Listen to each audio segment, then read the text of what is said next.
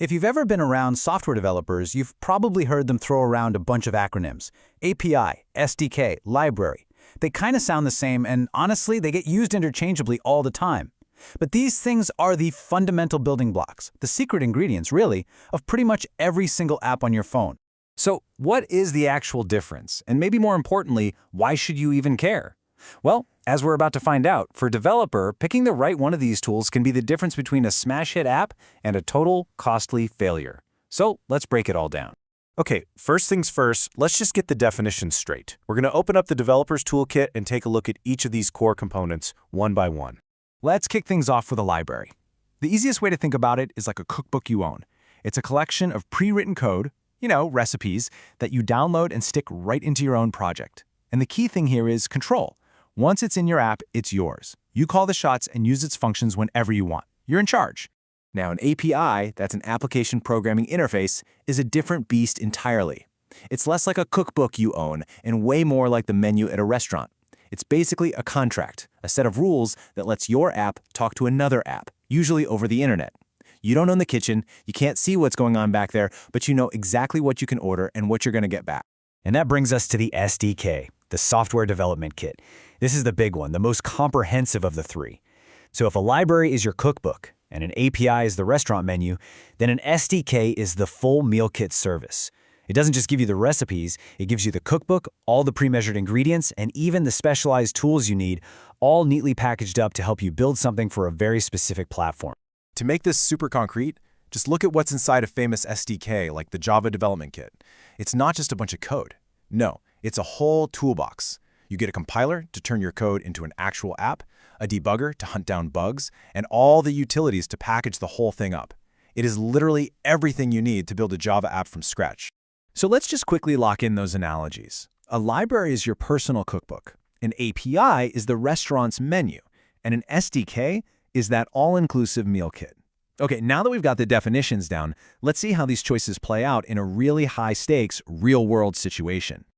All right, enough theory and analogies. Let's put this stuff into practice and see how these decisions can totally make or break a real mobile app, where, seriously, millions of dollars are on the line.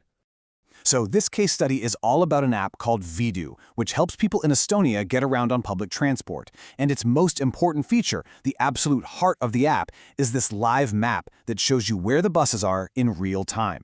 The success of the entire app was riding on the technology they chose to build this one single feature. And the stakes here were unbelievably high. Picking the wrong tool wouldn't just be some small technical oopsie. It could mean a slow, clunky app that kills users' batteries, costs the company a fortune to run, and is an absolute nightmare for developers to maintain. The development team had it narrowed down to three main contenders, three mapping SDKs. You had two from the absolute titans of the industry, Google and Mapbox. Both of these work by sort of wrapping the phone's built-in map features. And then there was the third option, FlutterMap, an open-source project built purely in Flutter, the exact same tech as the app itself. So you've got the corporate giants versus the community project. Which one do you think? And that brings us to the showdown. The team put these SDKs to the test, benchmarking them across four really key areas: raw performance, the final size of the app, the experience for the developer, and of course, the cold, hard cash. First up, performance, measured in frames per second, or FPS. All you need to know is higher is better. It means the app feels buttery smooth. And the results were, well, they were surprising. On iOS, the open-source Flutter map was way smoother than the options from Google and Mapbox, with Mapbox kind of struggling to even keep a steady 60 FPS. Next, app size. How much precious space the app actually takes up on a user's phone. And whoa, just look at this chart.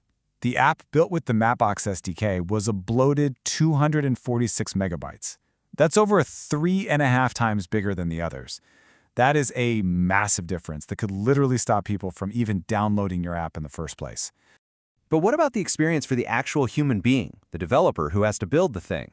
Well, this quote from the study shows a major headache with the Google Maps SDK. Just to show a simple custom icon for a bus on the map, the developer had to do this really complex, really inefficient dance of basically creating a new image on the fly. It's a huge pain. But with Flutter Map, a totally different story. Because it was built with the same technology as the app, developers could just use their standard building blocks directly as map markers. No crazy image rendering needed. It was simpler, it was cleaner, and it was way more efficient. This right here is a perfect example of what we call great developer experience. And now for the most jaw-dropping result of them all, the cost. Based on what they expected for about 3,000 users, the estimated monthly bill for using Google Maps was a staggering $40,000. Compare that to Flutter Map, which, using an affordable self-hosted map provider, cost only about $40 a month. That is 1,000 times cheaper. It's just incredible. So after weighing the performance, the app size, the developer experience, and that absolutely astronomical cost difference, well, the team had a pretty clear winner. The winner, by a country mile, was Flutter Map. The little guy, the community-built open-source option, beat the corporate giants on every single metric that mattered. It was faster, it made for a smaller app, it was a dream for developers to work with, and it was monumentally more affordable.